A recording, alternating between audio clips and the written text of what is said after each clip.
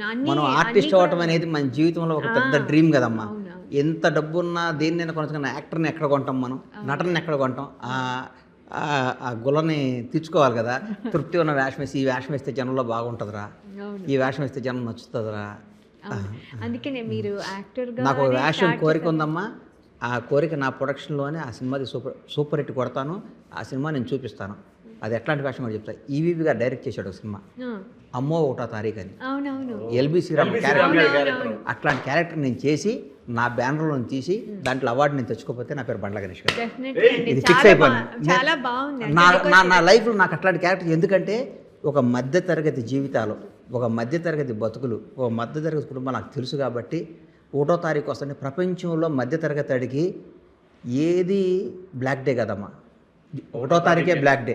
1వ తారీఖు వస్తుంటే వాడు కొనికిపోతాడు. ఇన్స్టాల్మెంట్ కట్టాలి, పిల్లల ఫీజు కట్టాలి, సామాను కొనాలి, పిల్లలకు కొనాలి, ఈఎంఐలు కట్టాలి. 1వ తారీఖు అంటే వాడికి ఒక భయంకరమైన రోజు. అందరికి 1వ తారీఖు ఏం అబ్బా ఫస్ట్ వస్తుంది అనుకుంటాం. కానీ 1వ తారీఖు కొద్ది మధ్యతరగతి జీవితాలకి భయంకరమైన బ్యాడ్ డే.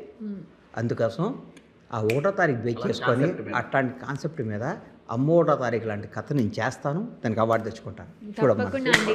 ఇది మాకు హ్యాపీగా ఉంది వినడానికి. ఎందుకంటే మీరు యాక్టర్గా మాకు అలాగా పరిచయం, అండ్ తర్వాత స్టార్ ప్రొడ్యూసర్ అయినా కూడా ఆ యాక్టర్ ఎక్కడో లోపల ఉన్నారు. సో మాకు అప్పుడప్పుడు కనిపిస్తే బాగుంటుంది. రెగ్యులర్గా మీరు చేయలేకపోయినా కనిపించాడు. మిలియన్ వ్యూస్ అమ్మా అది సాంగ్.